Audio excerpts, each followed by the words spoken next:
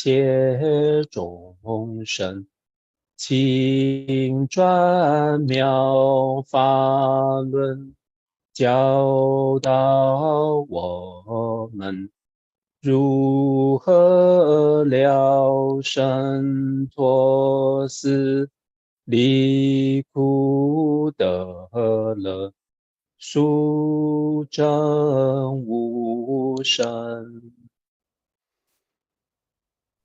Well, the Sangha with great virtue, out of compassion, for the sake of this assembly and all living beings, please turn the wonderful Dharma wheel to teach us how to leave suffering and attain bliss and end birth and death, and quickly realize numbers. Namo tassa bhagavato arahato samma sambuddhassa. Namo tassa bhagavato arahato samma sambuddhassa. Homage to the blessed, noble, and perfectly enlightened one. Homage to the blessed, noble, and perfectly enlightened one. Namo sadanto suchedoye olahodi samyao samputoshe. Namo sadanto suchedoye alahadi samyao samputoshe. 无上甚深微妙法，百千万劫难遭遇。我今见闻得受持，愿解如来真实义。Supreme and wondrous Dharma, subtle and profound, rarely is encountered, even in billions of eons. But now we see and hear it and accept it reverently. May we truly understand the Buddha's actual meaning. 师父上人，各位师兄，大家阿弥陀佛。Venerable Master, Dharma friends, welcome to our Sutra lecture. Tonight, I am coming to you on behalf of City of 10,000 Buddhas. My name is Heng Sure. Today is Monday, August 8th, here in the Gold Coast of Queensland, Australia. And I'm standing in for the Sunday night lecture at City of 10,000 Buddhas on the day of celebrating Ullambana. So it is Sunday, August 7th in California. Now, those of you who are wondering whether you're going to have to learn a lot of English in order to understand me, 我应该跟大家提醒一下，你如果是用 Zoom 来参加我们的法会的话，那么这个你的控制板的右下角，你们看到有没有什么一个小地球了？就 interpretation， 你 click 到那里，你都会有个流利的普通话。我们有虔诚的义工发心帮我翻译这个普通话。还有我们的 I was just saying that there are some of you coming in from Chinese-speaking places where you're not understanding my English, and I want to guarantee that we have a fluent Mandarin translation, courtesy of kind-hearted volunteers who are willing to take the English that I speak and turn it into fluent Mandarin. So, plus, we also have a Vietnamese lecture stream on another Zoom channel. So if you have elders at home or friends who are still learning their English and would like to hear Vietnamese, there is a Vietnamese channel to listen to my lecture. All right. Now, we have one more thing to do. We haven't finished our protocol. And the protocol is a lovely custom that I have learned here in Australia. The story in Australia is that there was an indigenous civilization here tens of thousands of years ago, which is pretty much, people think it is the longest running indigenous society with profound customs and habits and traditions that when the white people, my ancestors, came very short couple centuries ago, we nearly wiped out entirely.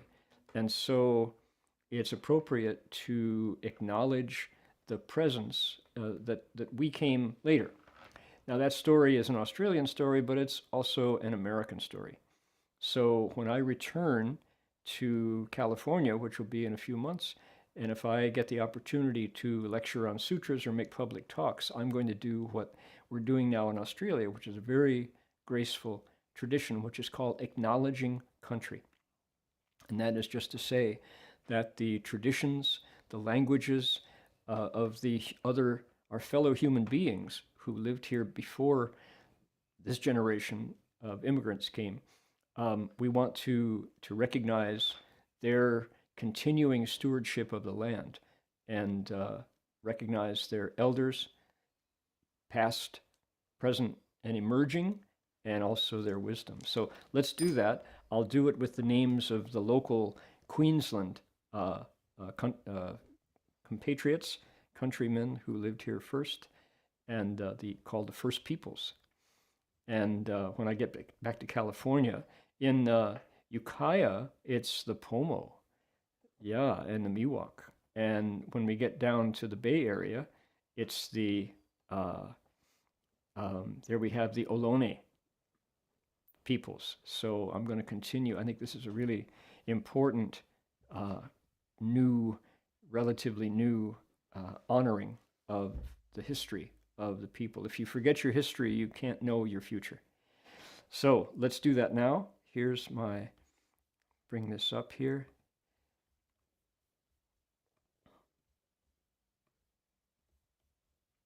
Share my screen. And say that the Kombumeri people of the Ugambe language group practice spiritual connections to land, to living beings, and to all creation in this location for tens of thousands of years. Today, we acknowledge them as the traditional custodians of this land. We acknowledge them with gratitude as we share the land today, with sorrow for the costs of that sharing, and with hope that we can move to a place of justice and partnership together. We acknowledge their wisdom and their elders, past, present, and emerging, and acknowledge all First Nations peoples whose sovereignty was never given over. Here we are. Now, that's a particularly appropriate custom to do on the holiday that we are celebrating today, which is called Ullambana. And Ullambana, in Chinese, comes from either a Sanskrit or a Pali word. People don't agree on the original source of that word, but it means to liberate those who are hanging upside down. That refers to beings who are either in the hells or are suffering as ghosts, or perhaps are ghosts in the hells, which is the source of the story that we are celebrating today. The Ullambana story is a Buddhist story, and we are,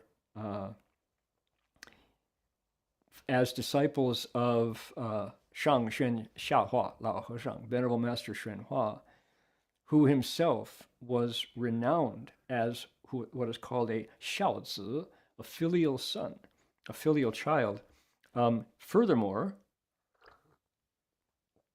if we trace Master Xuan Hua's, if we say there are three Buddhists who are very important to him in his formation, that would be the monk who he took refuge with, Changzhi Daheshang, and then the monk who shaved his head, Changren Daheshang, and then the monk who bestowed the Dharma upon Master Hua, Master Empty Cloud, Shuyan Lao Heshang. All three of those predecessors, and then Shifu makes four, were known as filial children.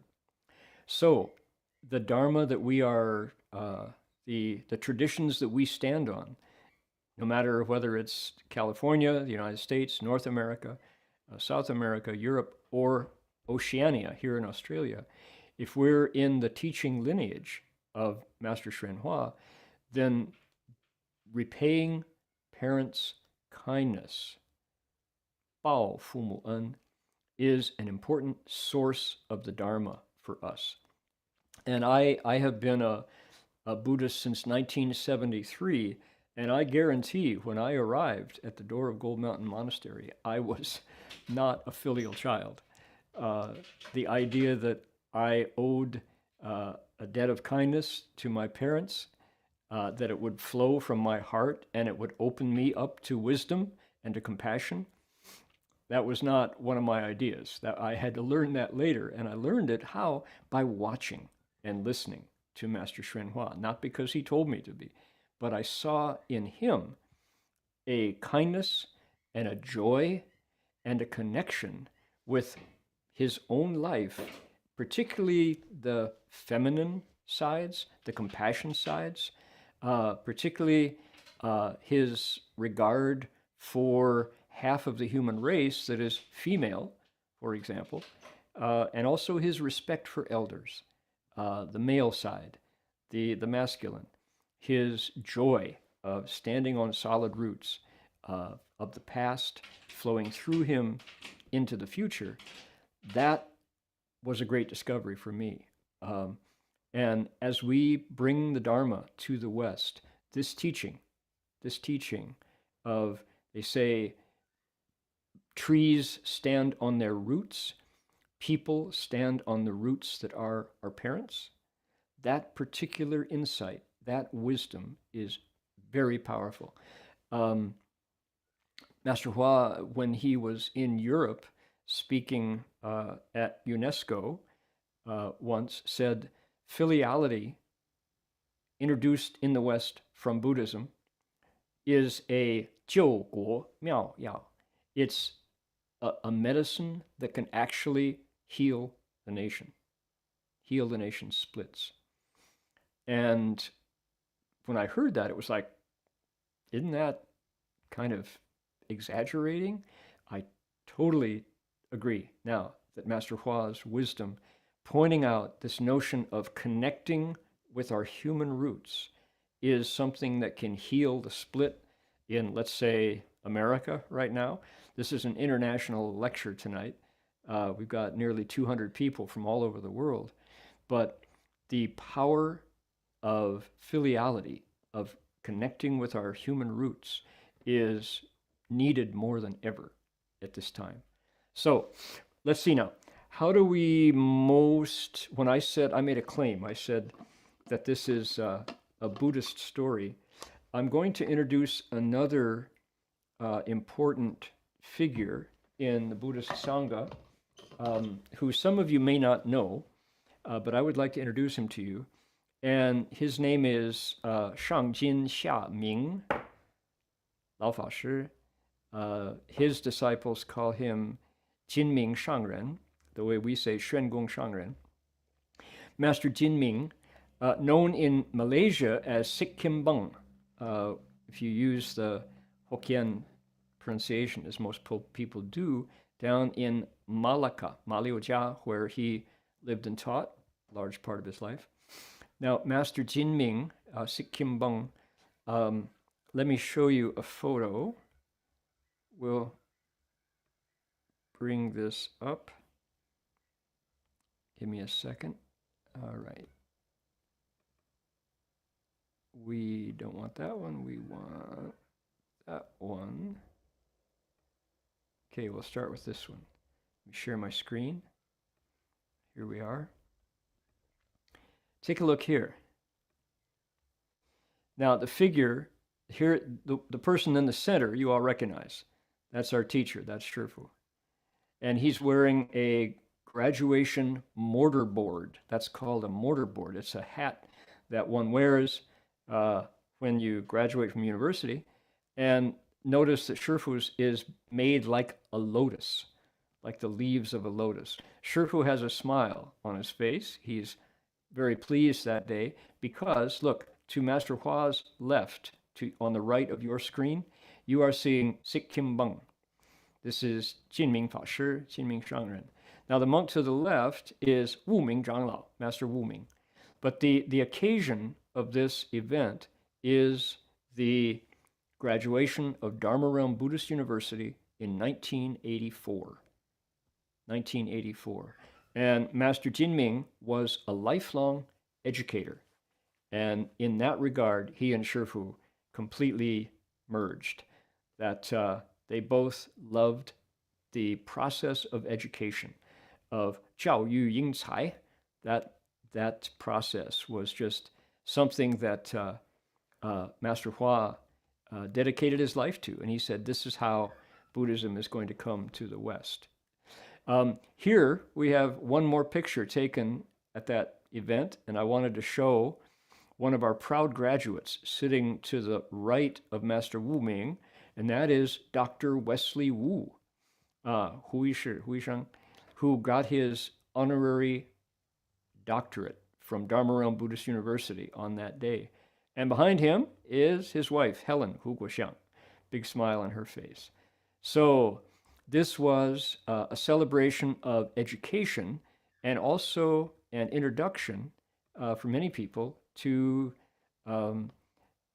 Master Shenhua's connection, his Dharma friendship with Sikkimbang, with Master Jinming.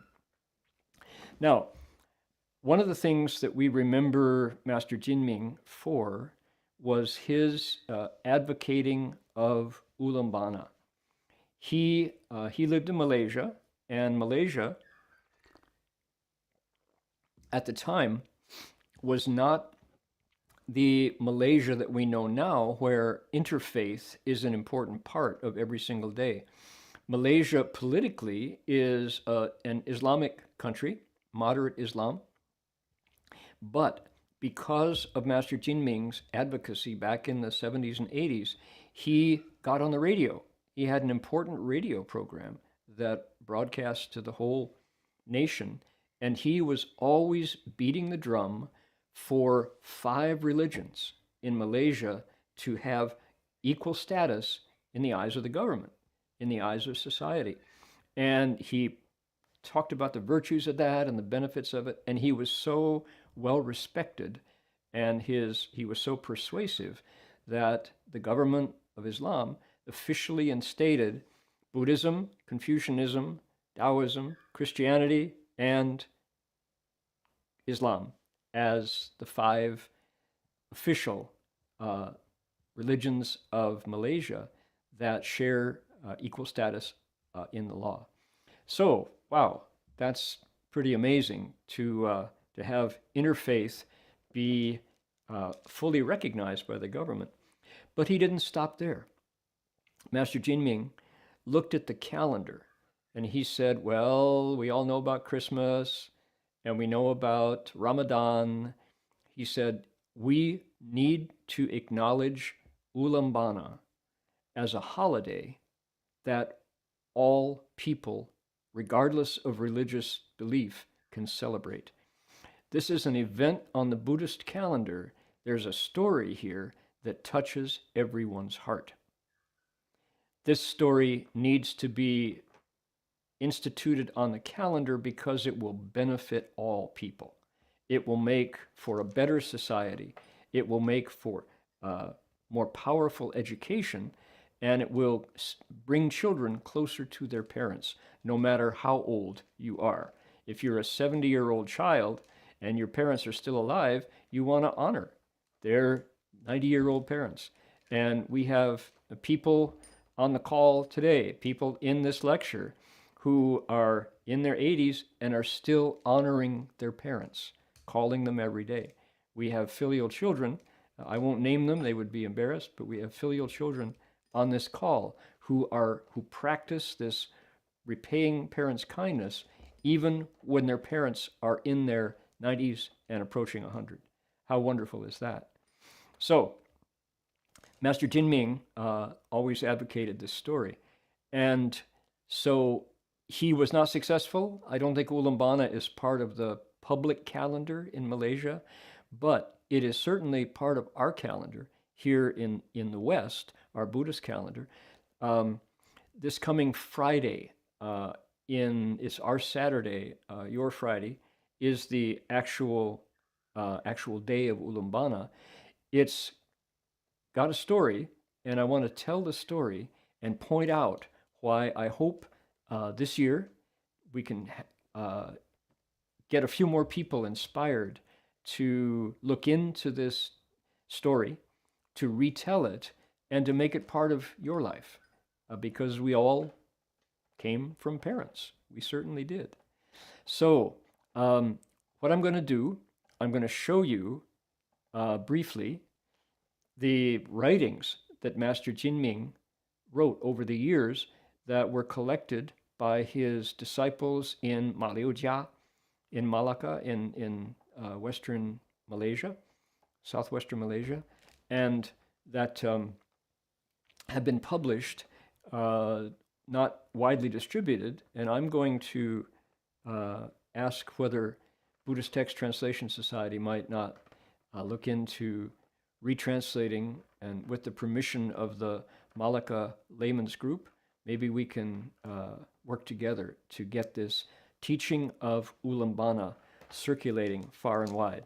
Now, let me show you our copy that they were kind enough to send me. I'll dig it up here. Just a moment.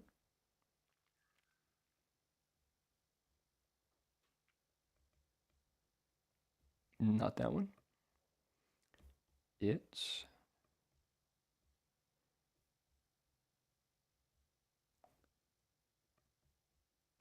we are. Share my screen.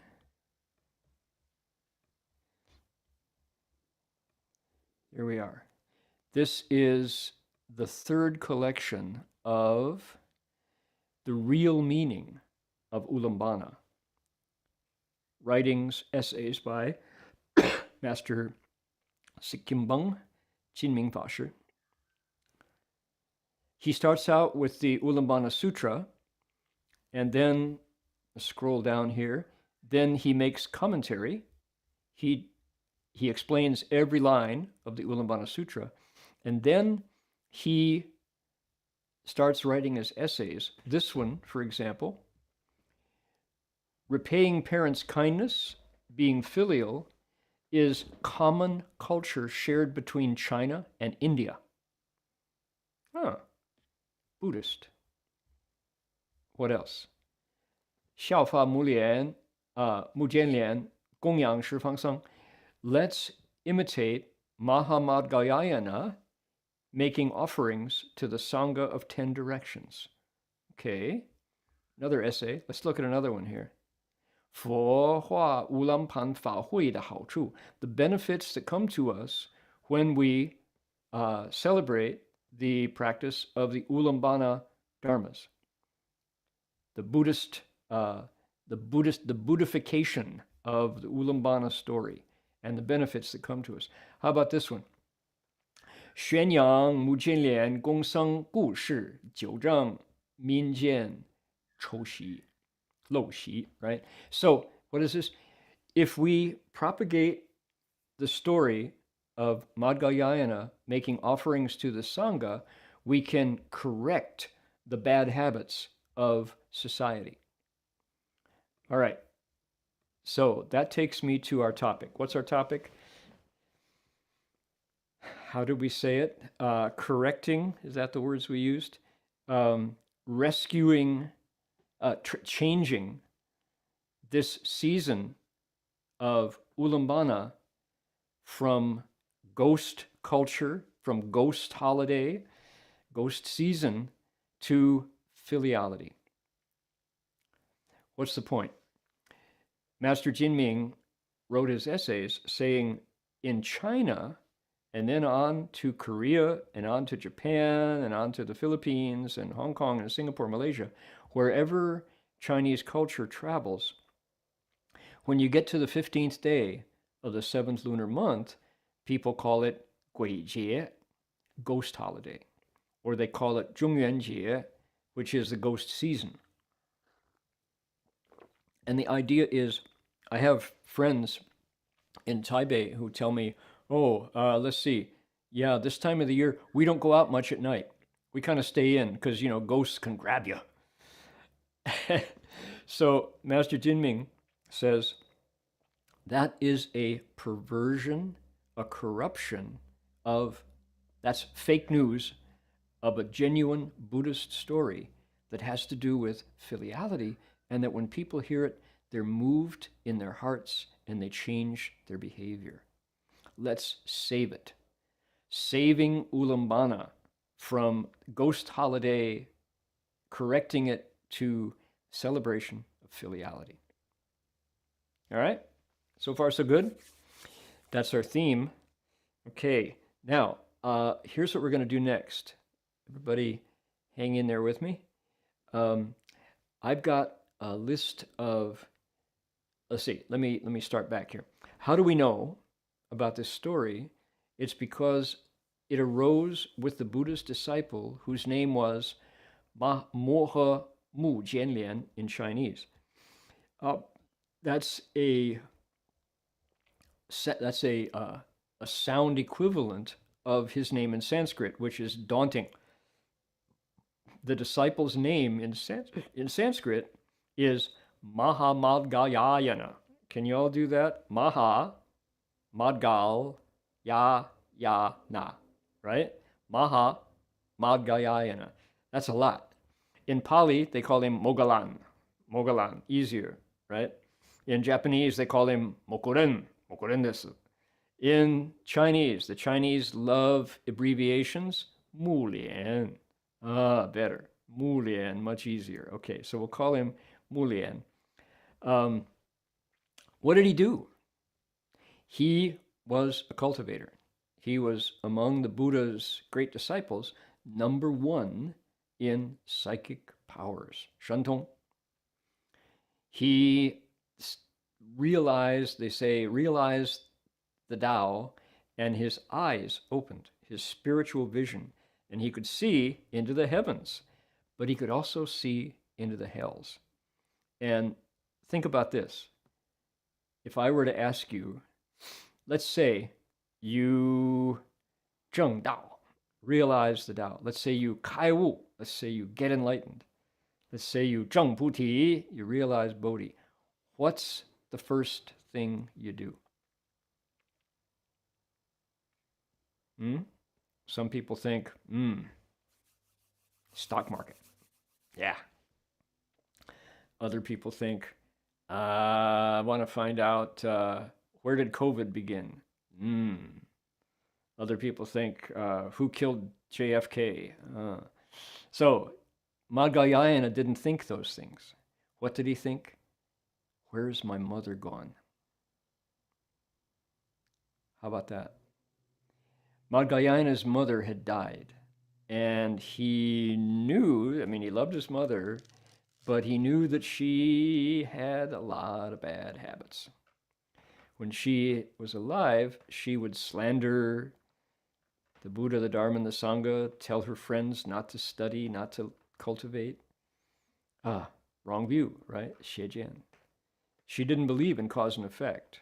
And she had a bad habit, which was, along with slandering the wisdom and breaking people's faith, she also had the habit of eating lots and lots of living creatures' flesh.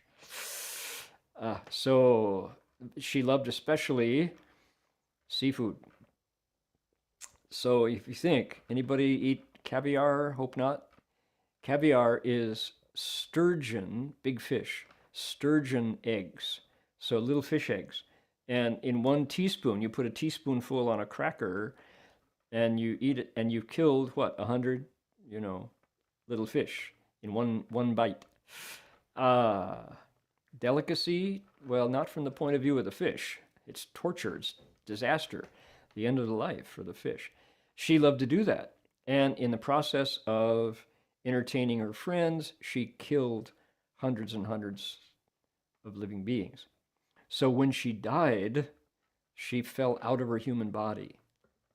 The karmic debts that she had to pay were so painful that she fell into the realm of ghosts.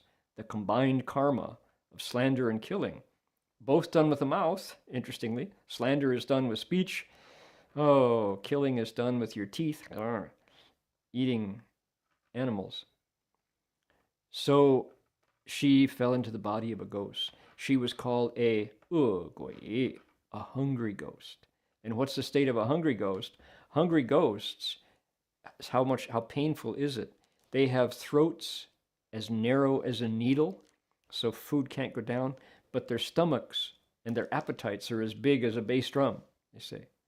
So this fire of hunger constantly burning them, but they can't get food. Their throats tighten.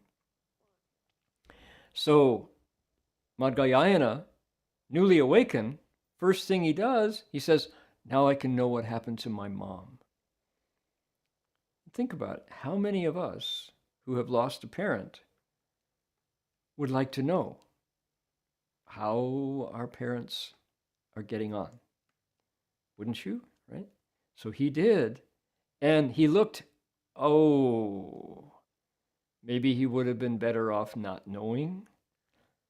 Mother is in the hells, as in the body of a ghost, and she can't eat. The other thing about hungry ghosts is when food or water touches their mouths, it turns to flames and coals. So Madhyayana, he now has Shantong, he can transform his body. He has Shanzu Tong, number 5 of the Wuyan Liu Tong. Shanzu Tong you can transform, you can travel, you can fly through the air, etc.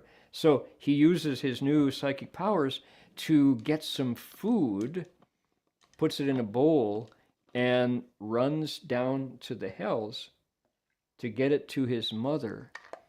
And first thing, the Ullambana Sutra gives us this amazing portrait of the attitudes, the mentality of a hungry ghost. So his mother gets the bowl of food. First thing she does, she hides it. She doesn't want anybody else to see that she has food. So the greed of a hungry ghost, because they can't satisfy their hunger, and it burns. So she takes some food, puts it in her mouth, and it turns to coals, and it burns her.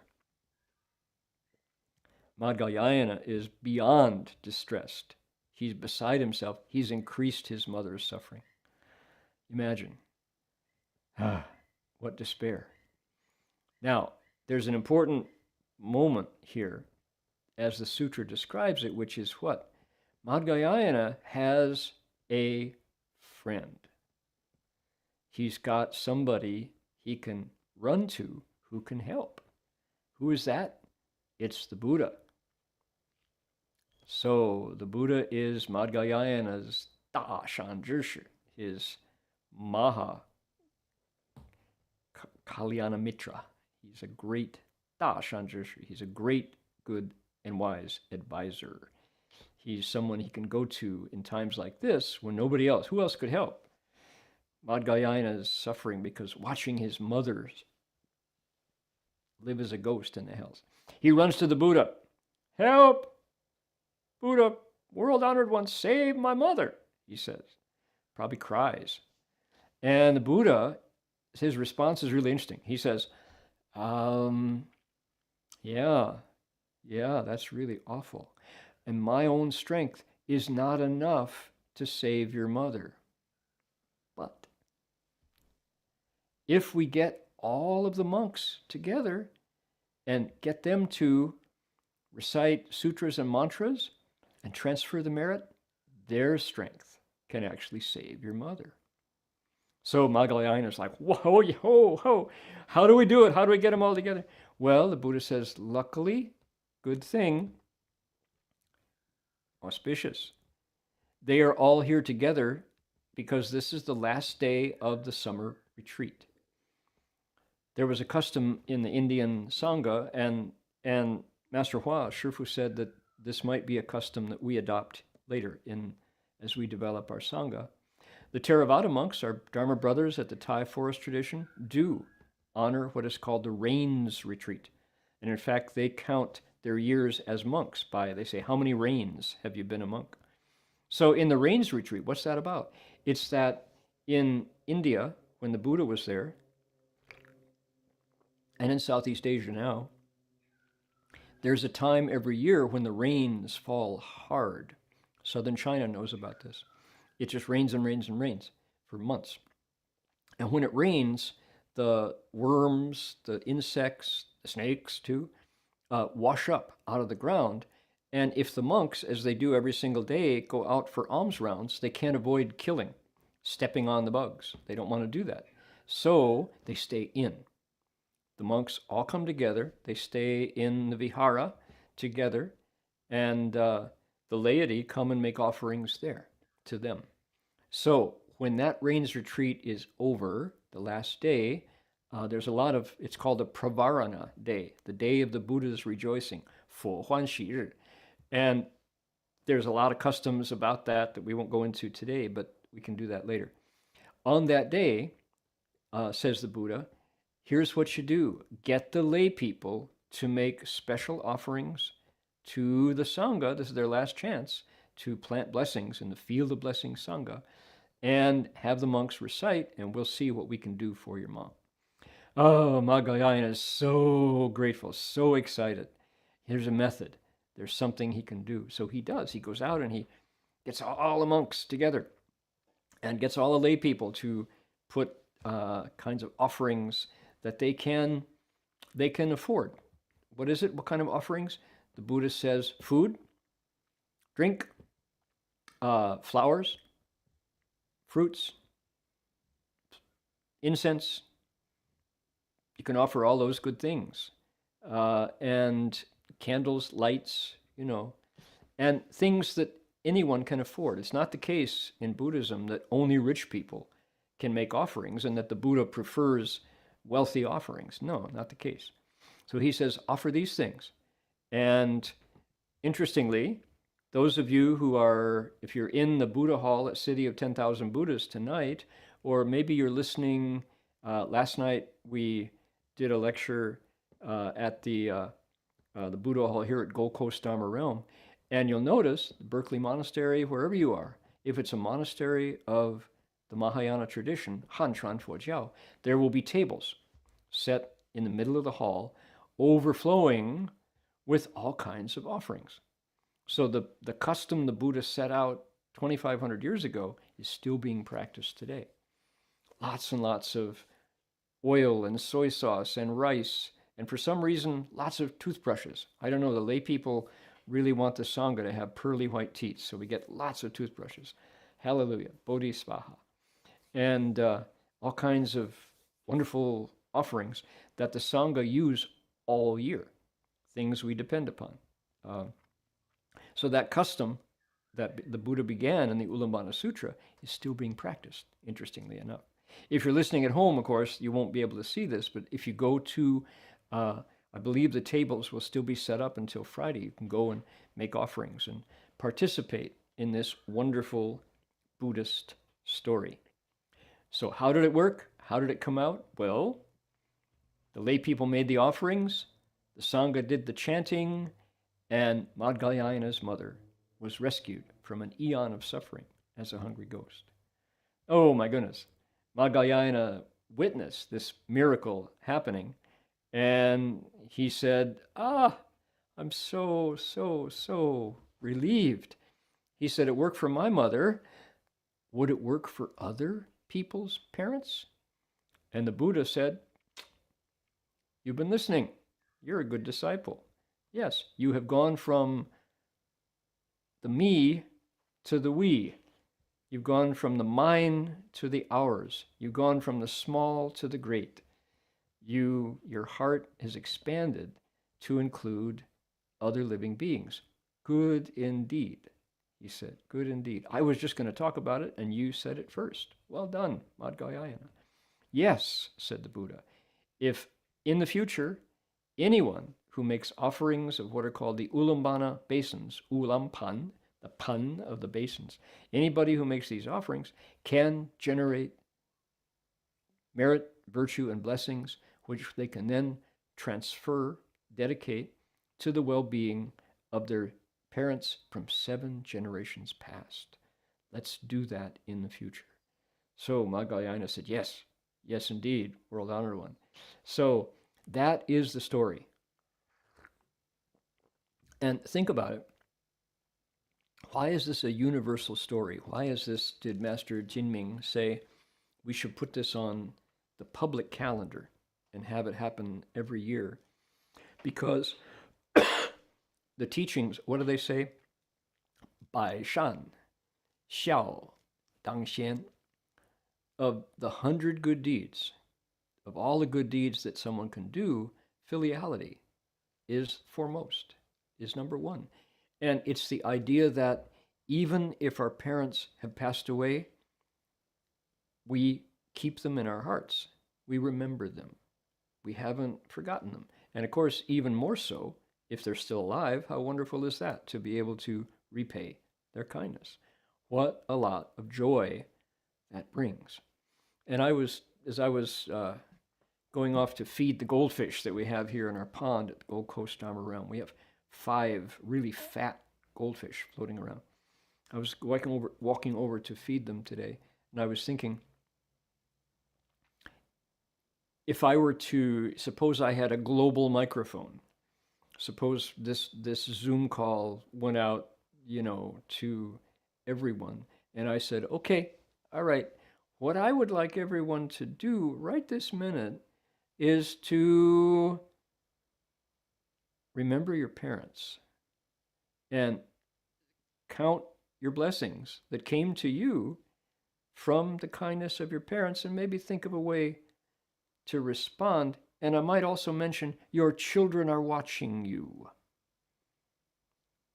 and they will do whatever you show them in the future. If you are happy in repaying your own parents' kindness, your kids will do the same to you, by the way. I said, if I were able to say that to everybody in the world, you know what would happen? Probably go, ha, dumb loser. What a stupid idea. We're too busy watching TikTok videos. We're too busy spending 15 minutes picking out our Netflix movie, right? We don't have time for that filiality stuff. That's just old-fashioned, right? Probably. Maybe I'm too cynical. Maybe they wouldn't. People might think, yeah, we really need that. So anyway, it would be a wonderful thing. And compare, as I was walking over today, I was thinking, compare that. Let's look at people who start wars. How could the heart of a man who sent one country to militarily invade another country, how could his heart be set upon repaying parents' kindness? That has to be a narrow, fearful, cruel heart that would allow other people's parents to die, as well as their children, for what end? A heart set on filiality compared to a heart set on military conquest. We would be better off with the filial heart. And if I could design a government's educational policy, I would include, as Shifu did in the educational policy of 育良小学配德中学, cultivating goodness, instilling goodness, cultivating virtue, primary and secondary schools, I would start children out with this lesson of keeping their parents at the front of their minds, the front of their hearts. Because why? Simply, it makes better people. It makes better people. And from the point of view of cultivating the way, 修行, from the point of view of cultivation, someone who has experienced the joy of watering the roots of their life, that is their parents, that person is open to great compassion. 同体大悲, same body, great compassion, begins with the awareness of filial connection. Right? So, what we're going to do, let's see now, 1:15, okay, we have time. Here's what I want to do. I'm going to recite the Ullambana Sutra. want you all to join me, if you would care to do so. We have a new translation that is, I think, a better translation than the one that we have in our yellow book. But that's my take on it. We're going to first recite in English, then we're going to recite in Chinese, by golly. So everyone. Now, while you're listening to me recite in English, if you are a Chinese speaker, let the sounds go in. You know, learn some English. Find the words that repeat.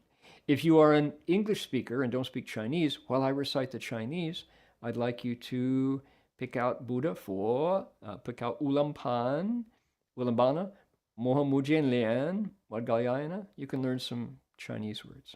Okay, let me share my screen. Here we go, just a second.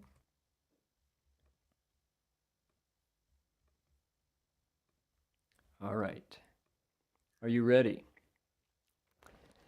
Namo, fundamental teacher Shakyamuni Buddha. Namo, fundamental teacher Shakyamuni Buddha. Namo, fundamental teacher Shakyamuni Buddha. Thus I have heard, once the Buddha lived at Shravasti, in the garden of the benefactor of orphans and the childless elderly. Madhyayana had just revealed the 6 spiritual powers and wished to take across his father and mother to repay their kindness for raising him. Just then, using his spiritual vision, he contemplated the world. He saw that his deceased mother had been reborn among the hungry ghosts. Having neither food nor drink, she had become a skeleton covered with skin. Mahamadhyayana, feeling deep pity and sadness, filled a bowl with food and endeavored to give it to his mother. But after she got the bowl, she screened it with her left hand, and with her right hand made a fistful of food. Before the food entered her mouth, it turned into burning coals, and burned her mouth and tongue. Mahamadhyayana, crying aloud and weeping sorrowfully, ran to the Buddha to tell him what had happened. The Buddha said, "Your mother has created weighty offenses. Her habits are strongly rooted. You alone do not have enough strength to affect the situation. Although your filial cries moved heaven and earth, the celestial and terrestrial spirits, the demons, the heterodox believers, Brahmins, and the 4 Deva kings also lack strength to help. It will take the awe-inspiring spiritual power of the assembled Sangha of the 10 directions to set her free. I'm going to teach you a method now which can lead beings with troubles and worries to leave their misery behind." The Buddha told Madhyayana, "The 15th day of the 7th month is the Pravarana day for the assembled Sangha of the 10 directions. Prepare an offering of clean basins full of flavorful foods and ripe fruits. Make offerings of incense, oil, lamps, candles, beds, and bedding, all of the finest quality, to the virtuous Sangha of the 10 directions who have gathered, and do so for the sake of fathers and mothers of 7 generations past, as well as for the fathers and mothers of the present who are in trouble. On that day, gather the Sangha of sages, whether they are in the mountains practicing Chan meditation, or realizing the 4 fruitions of the path, or walking beneath trees, or using the sovereign self-mastery of the 6 psychic powers to teach voice hearers and Pratyeka Buddhas, whether they are the 10th-stage bodhisattvas appearing as bhikshus. All of these sages alike, in their single-minded focus and complete with pure precepts and ocean-vast virtue, should gather in a great assembly to receive the Pravarana food. If you then make offerings to the Pravarana Sangha, your present father and mother, your parents of 7 generations past, as well as the 6 kinds of close relatives, will leave the 3 paths of suffering, gain liberation, and be clothed and fed. If your parents are still alive, they will enjoy wealth and blessings for 100 years. Parents of 7 generations past will be reborn in the heavens with sovereign self-mastery, experiencing celestial flowers and radiance. At that time, the Buddha instructed the assembled Sangha of the 10 directions to recite mantras and dedications for the sake of the donors' families. Then for parents of 7 generations, with minds as still as in Chan meditation, they may accept the food. When they receive the offerings of food, they first set it in front of the Buddha in the stupa. When the assembled Sangha has all gathered, they recite their mantras and make dedications. Only then can they eat the food. At that time, Bhikshu Madhyayana and the assembly of great bodhisattvas were all extremely delighted, and the sound of Madhyayana's sorrowful cries ceased. Then Madhyayana's mother was set free from 1 eon of suffering as a hungry ghost. Madhyayana said to the Buddha, "This disciple's parents have received the power of the triple jewels, merit and virtue, and the awe-inspiring spiritual strength of the assembled Sangha. In the future, if Buddha's disciples practice filiality by offering the Ullambana food basins, will they also be able to take across their present fathers and mothers, as well as those of 7 generations past?" The Buddha replied, "Excellent. I am happy you asked that question. I was just going to explain the principle. Good people, suppose bhikshus, bhikshunis, kings, crown princes, lofty ministers, officials, cabinet members, the 100 chiefs, and the tens of thousands of citizens wish to practice compassionate filial conduct for the sake of the parents who bore them, as well as for the sake of fathers and mothers of 7 lives past. On the 15th day of the 7th lunar month, on the day of the Buddha's delight, the day of the Sangha's pravarana, they should place hundreds of flavors of foods in the Ullambana basins and offer them to the pravarana Sangha of the 10 directions. They should vow that their present fathers and mothers' longevity will reach 100 years without illnesses, without sufferings, afflictions, or worries.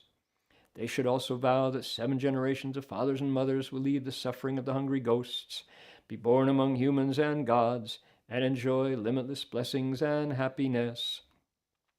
The Buddha told the good men and good women, those disciples of the Buddha who cultivate filial practices, when making offerings in thought after thought, should constantly recall their present fathers and mothers, as well as the fathers and mothers of 7 lives past. For their sakes, they should perform the offering of the Ullambana basins to the Buddha and the Sangha, and thus repay the loving kindness of the parents who raised and nourished them. At that time, the Bhikshu Madhyayana and the 4-fold assembly of disciples, hearing what the Buddha had said, practiced it with delight. End of the Sutra of the Buddha's teaching on Ullambana. Alrighty, that was, here we go, one moment. That was the sutra in English. We're going to do it in Chinese, but give me a moment because I need to get my wooden fish. Don't go away. 你们等一等啊，就回来了。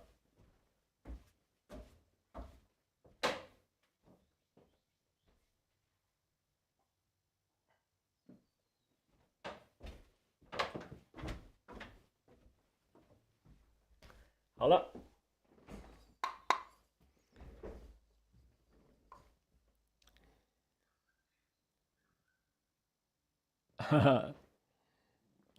Someone wants to know if we can distribute that. We'll use the one that's published now.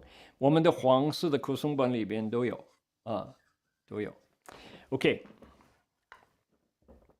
将来我们那个新的版本看看。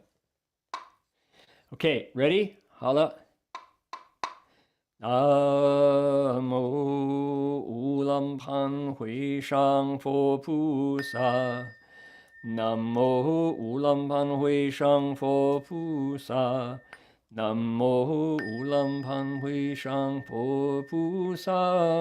佛说乌兰盘经，闻如是一时，佛在舍卫，其数其故。大目犍连识得流通，一度父母报如不知，安寂道眼观世事，见其王母生恶鬼中不见因事，故怜离目犍悲哀一波，枉死父母母的本，即作手掌波。凡事是为入口，化成火炭，虽不得目连大教，备好提起吃完拜佛，俱成如此，佛言入目最感深。一人力所奈何，如随孝顺生动天地，天生地势邪魔外道，道是邪天王神亦不能奈，当须释放。为神之力，乃得解脱无间，当说救济之。令一切难及离有苦，佛告无量十方众生，其业是无。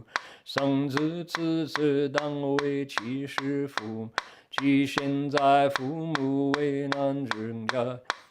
百为无过观机喷气上有定住创复我具见识感每一种喷中。大德众生当此之一切生中，善见禅定获得四道果，或在树下静心，或流通自在教化声闻缘，或是地菩萨大人观，在大众中皆同一心，受波罗诃梵。具清净界声闻。今天的汪洋没有木鱼了再来。I just had a 木鱼 split on me. Interesting. Maybe that's a message. Okay, here we go.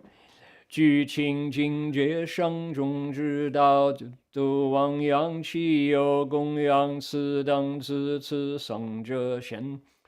无六千真数得出三途之苦，应是解脱，亦是自然。现在这诸佛百年，若其是父母升天自在，化生如天华光，是佛此十方中，为是诸家咒愿愿是父母心禅定，亦然后受持受持。安佛前他寺中，佛前众生咒愿经遍四受持，视目见莲比丘代大萨皆从大欢喜，目连被提起圣然，除灭视目见莲目，是得脱一切智苦目连500佛言弟子所生母得蒙三宝功德之力，众生为神力。未来世一切佛弟子亦应奉乌兰盘救度现在父母。其实父母和而为恩佛为大善快闻，我正欲说如今复闻。比丘尼国王太子大臣宰相三公百官，闻民庶民行孝顺者，应先为所生现在父母过去。父母于其月15日，佛欢喜日，生子此日100位，安于蓝盘中。大自生愿是现在父母寿命百年，无病无一切苦恼之患，乃至其是父母离生人天中福乐无极，是佛弟子孝顺。于年年中亦是父母，乃至其是父母，年年7月15日常以生父母为作乌兰盘，是佛即生以报父母，张扬此日。若一切佛弟子应当奉持是法母，是母连比丘四辈弟子欢喜奉行，佛说乌兰盘经。I need to apologize to everyone for my terrible Chinese recitation. Something remarkable just happened. My wooden fish just split as I was playing. Is that a bad sign or a good sign? 我的木鱼就爆了。哎呀，没有关系了。我们这边多啊。I will find the other half of my wooden fishes somewhere under my chair. We will fix that. We'll fix that. We'll get it all together. So I need to recite, what do they call it? The Buchejian, the mantra for fixing flaws in the recitation. Om Yi Tuo. Now, here's something special that I want to share with everybody, which is, let's look at the ideas contained in that Ullambana Sutra, because, here we go, I'll bring that up.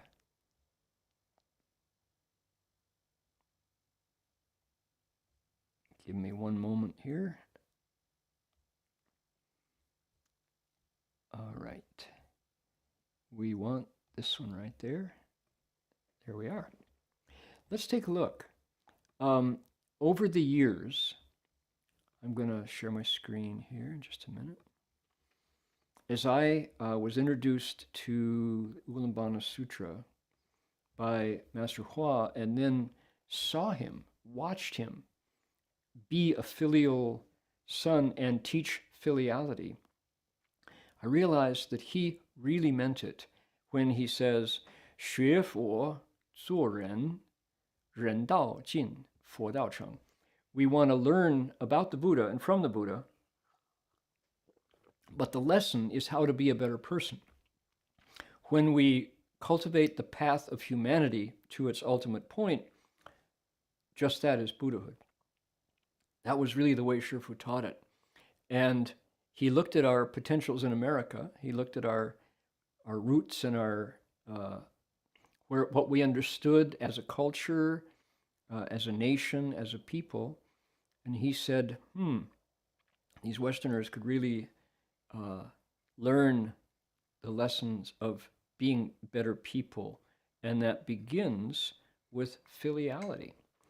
And no joke, that was clear seeing on Shifu's part, because I grew up in a generation, the post-war baby boomers, that wanted to hit the road. We got our driver's license at age 16, got the keys to the family station wagon, and gone. Didn't turn around. Mom and Dad, yeah, they're there to help us out. They're at home. Yep, we love them.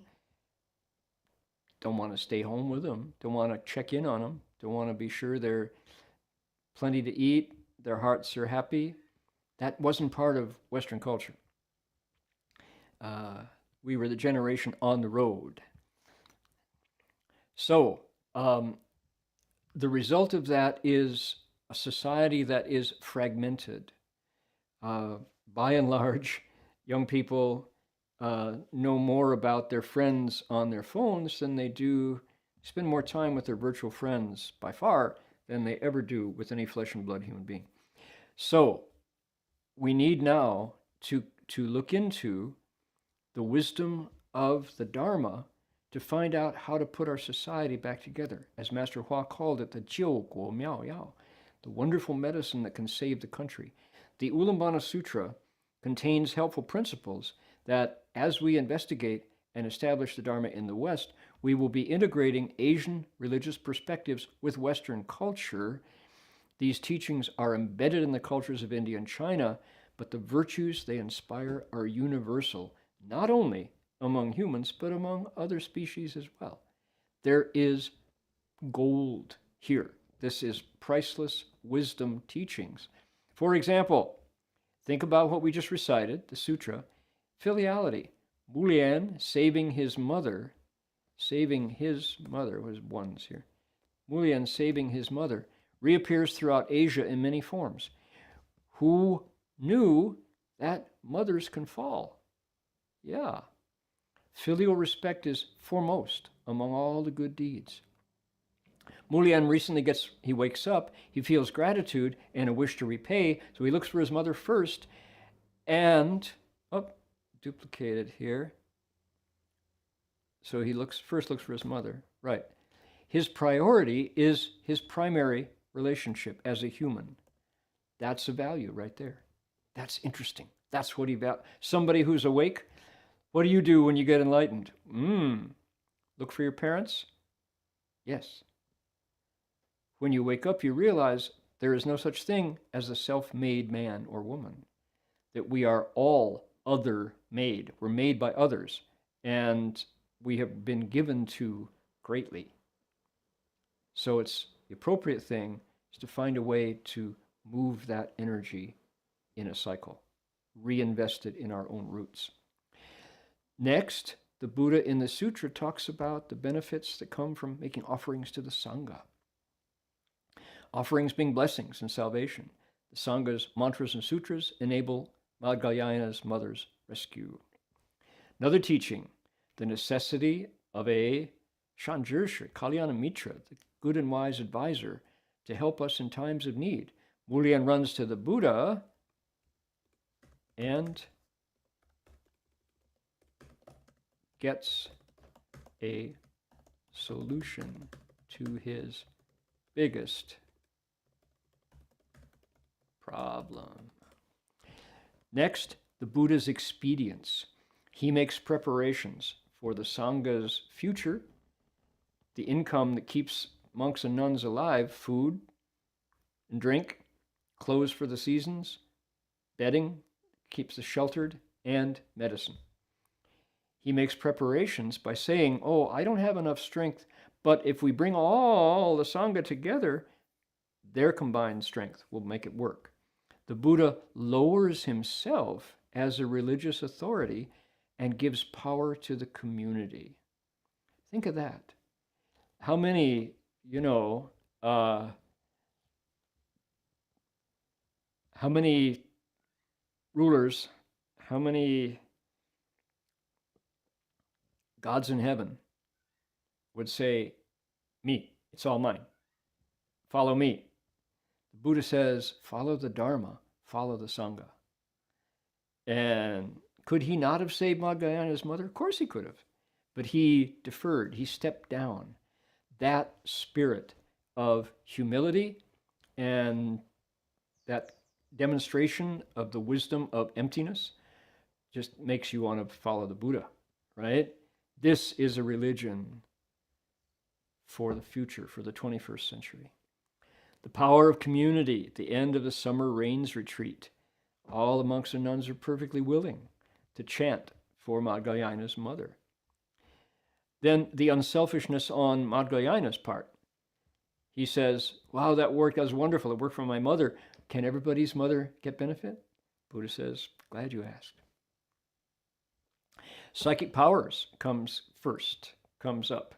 Madhyayana used his abilities to look into repaying his fundamental connection to his mother, because he was worried that she wasn't doing well. Sure enough.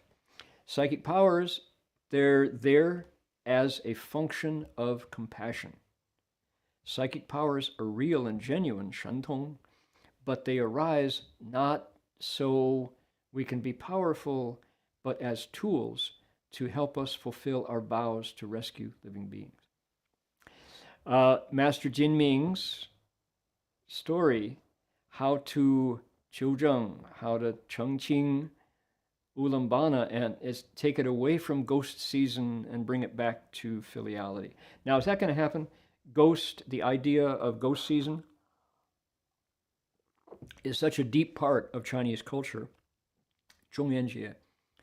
I don't know whether that's a possibility, but we can certainly introduce a new version of it. In Japan, Ullambana became Obon, Bon Matsuri, and Obon Odori, the dance in Japan. You go online, go on YouTube and look up Bon Odori, B-O-N-O-D-O-R-I, and you see everybody in Japan, in Tokyo, all over Japan going, ha-ta-ta, hey, ho, ha-ta-ta, ha. Dancing. Ullambana has become a dance. That's what you do at Obon this time of year. Do they know it's connected to filiality? Nope. Chinese culture distorts this Buddhist legend. And if we were to, this Buddhist story is more than a legend, a legendary story.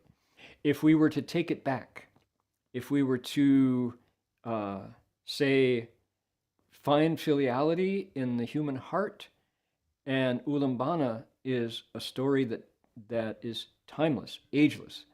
It will never die because we all have the same source as humans.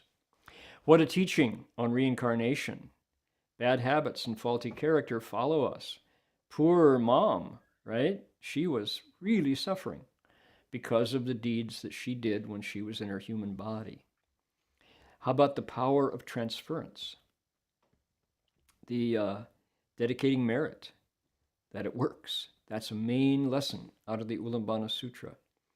The impartialness of karma, even your mother, someone who you would never think anything bad of, she is too is ruled by cause and effect. Number 14, we'll skip over it here.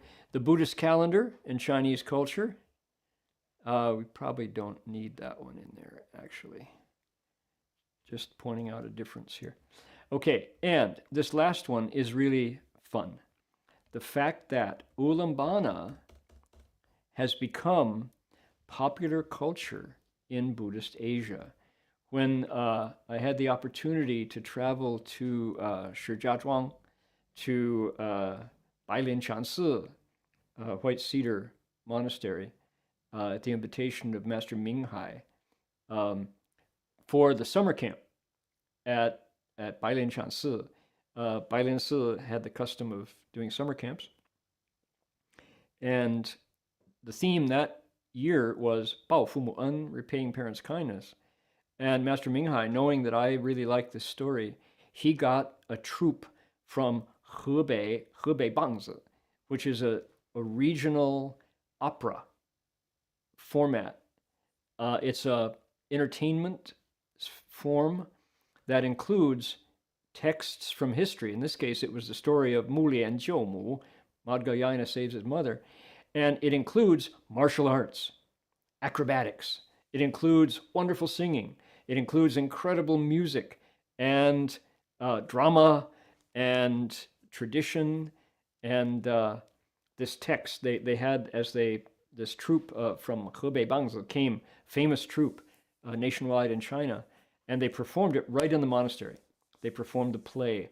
Oh, and it went on for hours. And they ran the text down these kiosks, neon light up kiosks, so you could follow the text as the singers were singing it and as the acrobats were jumping and staging, combats. Oh, it was so wonderful. So that's inspired by a Buddhist story, right? Manga. How many cartoon comic books have been written about Madhyayana going to the hells and opening the hells and saving his mother? And so novels, movies, songs, plays, poetry have all come from this wonderful story of Madhyayana saves his mother. And so we're running out of time here, but I wanted to share one of my personal experiences with this phenomenon, which is, so think about this. Master Hua, Shifu brought the Dharma to the West, and he took a good look at Western culture and said, Americans or Westerners are not quite ready for emptiness. So the Prajna Dharma, Kong Ji Shi Si, Si Ji Shi Kong, form and emptiness interchange. He says, not there yet. What we need to do is to go back to the roots. And we'll start with the foundation of building better people. And that way, we'll teach it in schools.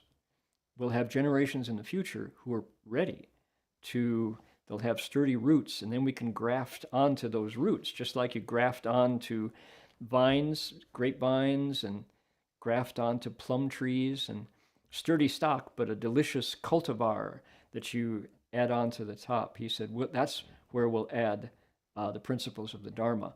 But we first start with education and teach young people how to connect with their parents.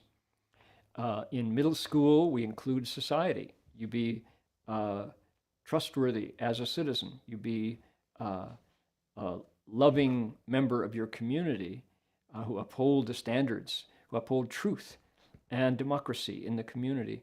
And then in the university, we're going to teach great compassion. That's how we'll build Buddhism in the West. So think of the young children who learned this from childhood. One of the most amazing opportunities that I had, I was in college. I went to Middlebury College Summer Language School and joined let's see here, there we are, that's what I want. Luckily, one of the professors at Middlebury was a man named Jamie Pusey, and Jamie was a choir director, and he and his wife, Wang Qifang, she was Taiwanese. They loved to sing, and they were very good at it, and they were good at teaching us all the different glories of Chinese music. And the songs, Jamie Pusey had a contemporary Chinese songbook, and it included a whole wide range. Everything from Ali Shan Di Gu Niang Mei Ru Shui Ya from Taiwan, and then also, Kang Ding Sheng Ge, Li Dai Liu Liu Di Shan Shang, Yue Liang Wan Wan, a love song from. And then the story about the Great Wall, and they had political songs, the national anthems of both Taiwan and China.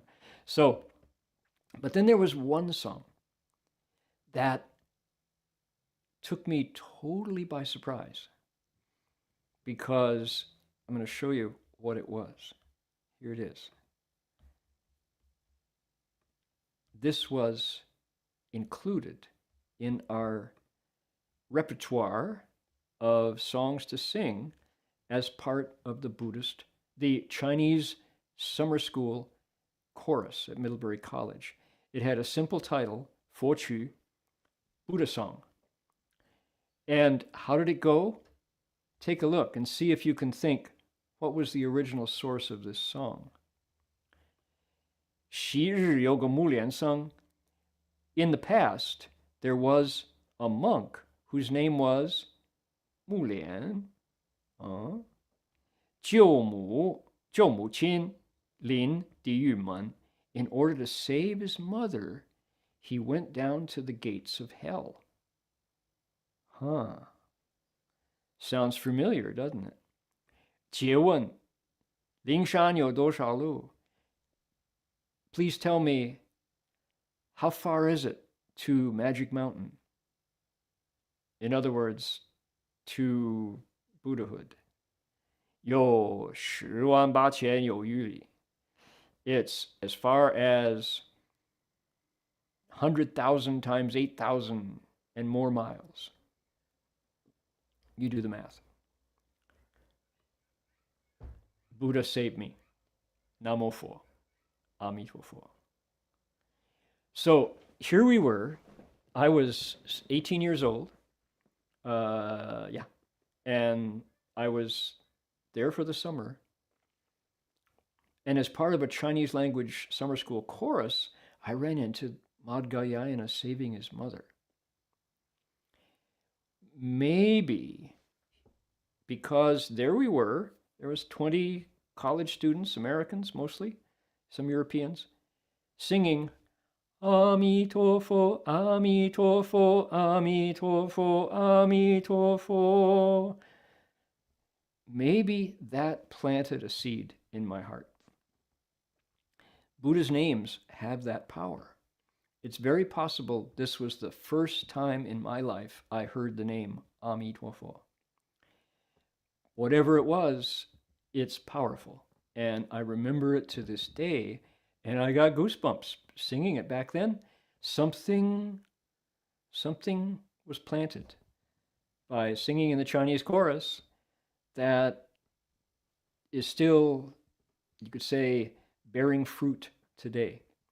So I want to share the song with you and make the point that if we make it our business to practice filial respect, that is to say, repaying parents' kindness the way Madhyayana did, then the Buddha's wisdom of Ullambana is at work, and we are closer to a peaceful, harmonious society based on wisdom and compassion. So let's make that society come closer, no matter what country we live in. All right? 昔日有个母莲上，救母亲临地狱门，借问灵山有多少路？有时万八千，有余力南无佛，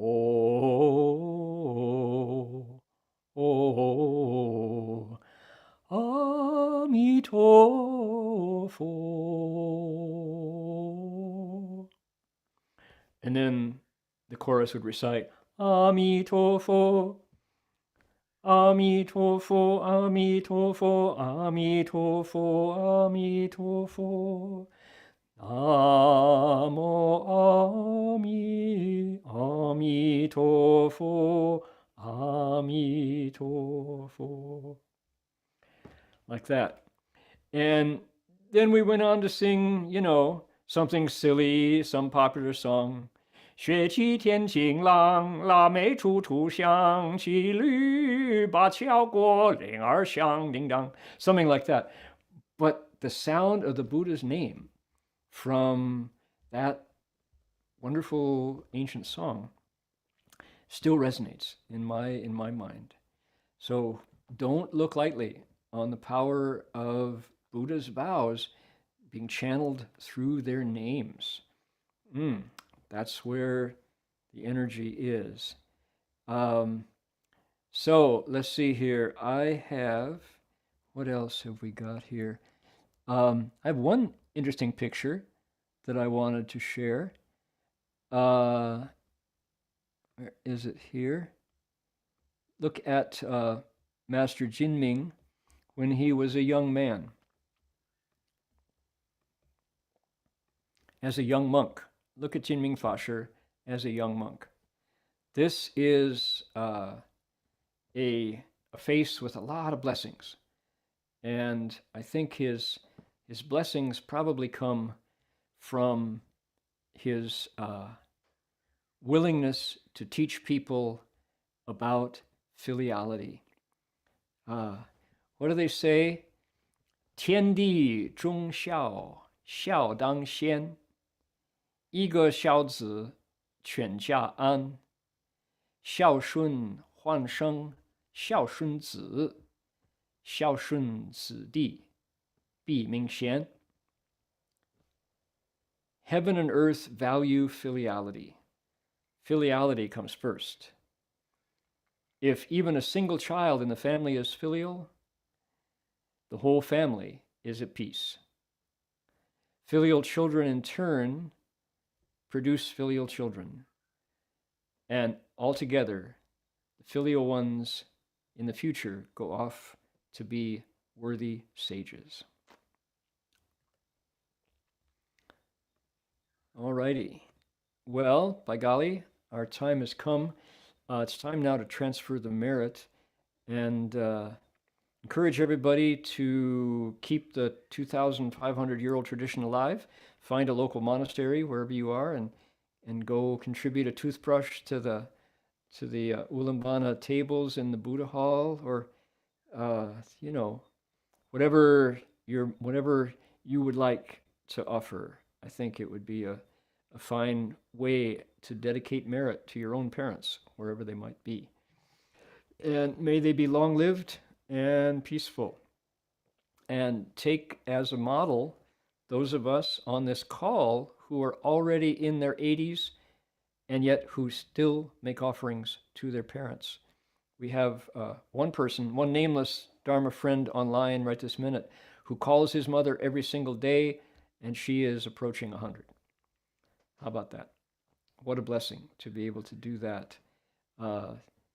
Filial children in turn produce filial children. And all the filial ones go off to become worthy sages. Now, how are we going to transfer merit?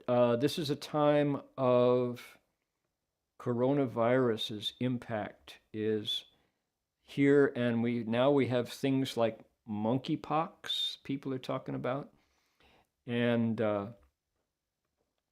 we have a time when there's much illness in the world. Simply from breathing the air, we can catch a fatal disease. We have poisoned our planet to that point. So this is a method for us to transfer merit, and it's a way to repay parents' kindness by putting the energy of medicine Buddha, 药师佛, in our own hearts. This is a Sanskrit mantra dedicated to medicine Buddha, taught by medicine Buddha. In Chinese, what is it? It's Namo Boche Fadi Bishasha. It's mantra number 6 of the Shi Xiao Zhou, the 10 small mantras. We do it every day. But here we have it in Sanskrit, and it's really got some energy to it. So we're going to use this as our transference tune, and please take the merit from joining in. There's 200 plus of us here today on Zoom, and probably more on YouTube. Take this energy and send it out to all beings with whom we have affinities, even those who are strangers but can become friends. Send out that goodness, and it goes in the heart, and it makes light, and we find it's harder for the virus to find a home in your lungs if you've got goodness and this energy in your heart. So here we go. We'll do it 3 times. We'll bow to the Buddhas, and that'll do it for today. Here we go.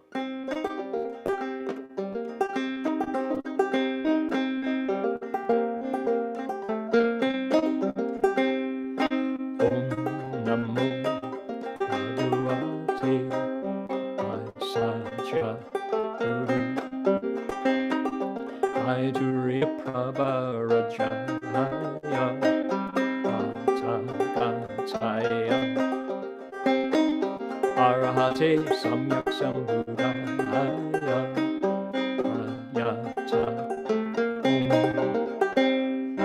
Aisaji Aisaji Aisaji Sankate Swaha Om Bhagavate Aisaja Vajuriya Prabharajaya Atagapaya Arahate Samyak Sambuddhaya Adyata Aisaji Aisaji Aisaya Sankate Swaha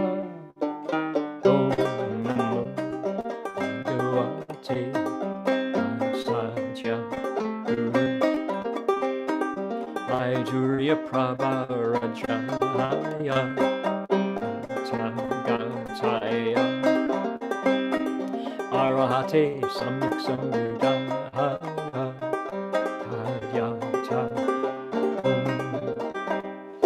Aisaji 萨吉阿萨迦萨姆嘎忒swha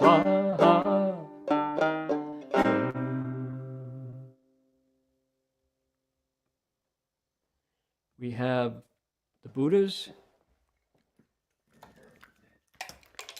I'm going to ring the bell 3 times, invite you to bow with me. Here we go.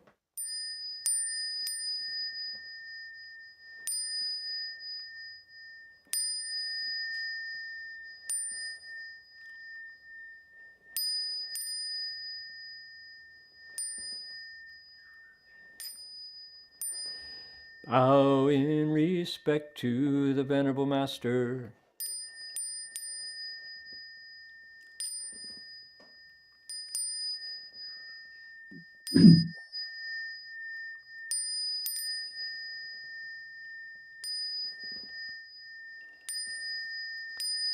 Okay, that's going to do it for me today. Amitofo, Jinyong Shi.